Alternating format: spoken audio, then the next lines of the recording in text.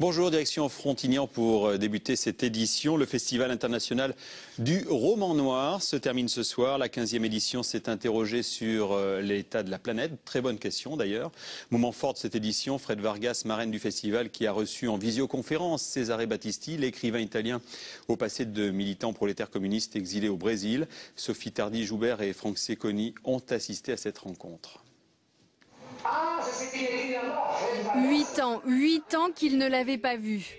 À Frontignan, Cesare Battisti n'est pas seulement un auteur de polar, c'est un ami. Le maire Pierre Bouldoir l'a d'ailleurs fait citoyen d'honneur de la ville. Alors forcément, les retrouvailles par écran interposé, c'est un moment d'émotion.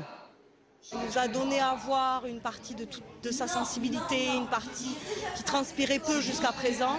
Et voilà, c'est ce que je peux en dire, c'est voilà, un moment historique pour nous. Militant d'un groupe terroriste d'extrême gauche pendant les années de plomb en Italie, Cesare Battisti est depuis longtemps auteur de romans noirs. Il y a 15 ans, il était à Frontignan pour la première édition du FIRN. Il y est ensuite revenu chaque année, jusqu'à ce qu'en 2004, la France décide de l'extrader et qu'il prenne la fuite avant de trouver asile au Brésil. On a vu un Cesare qu'on n'avait pas vu vivant en live comme ça depuis des années. On l'a écouté, on l'a entendu, tout le monde était ému, lui-même était très heureux de nous revoir tous. Ce qui nous a sauvés pendant 8 ans avec Cesare, c'est son humour indécrottable. Pour animer ces retrouvailles, Fred Vargas. Pour soutenir Battisti, la star du polar s'est faite enquêtrice.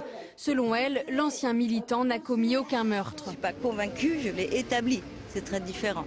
Parce que moi, je suis archéologue, je suis scientifique, je suis convaincue de rien avant que j'ai des éléments de preuve. Et donc je les ai. C'est plus que clair, c'est aveuglant que Cesare n'avait tué personne.